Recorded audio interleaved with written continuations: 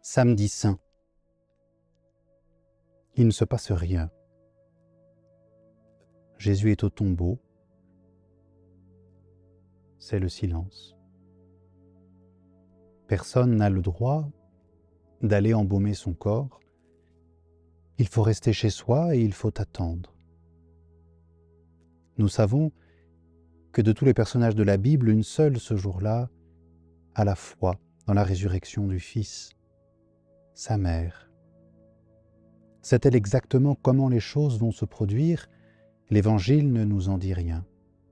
Mais nous savons que Marie garde la foi et que, en ce samedi saint, elle est à elle seule l'Église, la seule personne au monde qui continue à avoir la foi en Jésus et donc celle en qui subsiste l'Église catholique ce jour-là.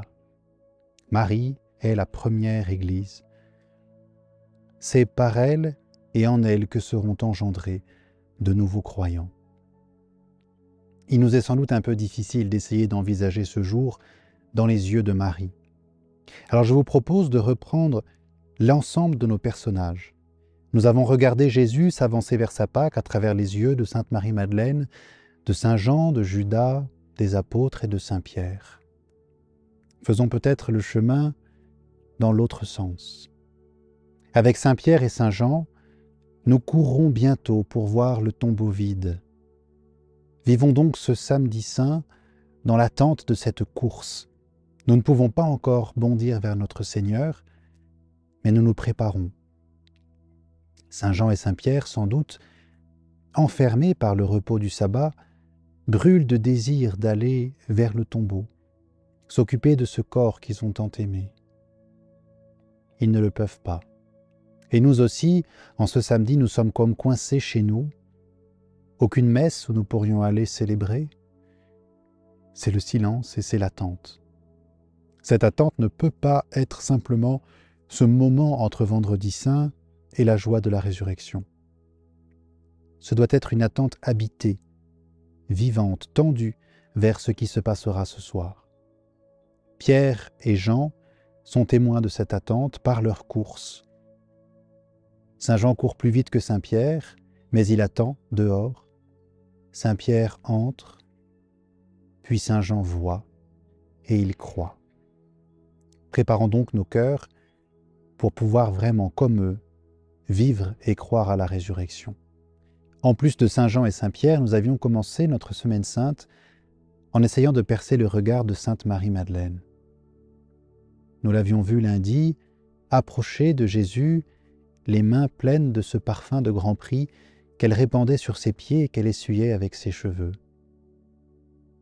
Ce parfum d'un si grand prix a imprégné les cheveux de la Madeleine. Et voici qu'après le samedi saint, elle accourra, elle aussi au tombeau, vêtue, revêtue de l'abondance de ce parfum, tenant un ard de grand prix encore dans ses mains pour embaumer le corps de Jésus. Marie-Madeleine est comme une effluve qui passe dans un jardin, la bonne odeur de celui qui aime le Christ, qui veut le retrouver et qui veut l'annoncer au monde. Marie-Madeleine sera la première témoin de la résurrection.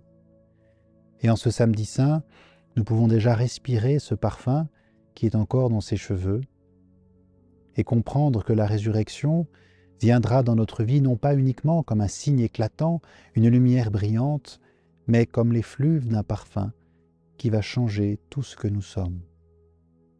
Marie-Madeleine, la femme du parfum, nous fait déjà sentir la résurrection qui vient. Avec Saint Pierre, Saint Jean, Sainte Marie-Madeleine, la bienheureuse Vierge Marie et tous les apôtres, passons cette journée dans l'attente et dans la prière, plein d'amour, mais plein d'impatience aussi de tenir enfin notre Seigneur ressuscité.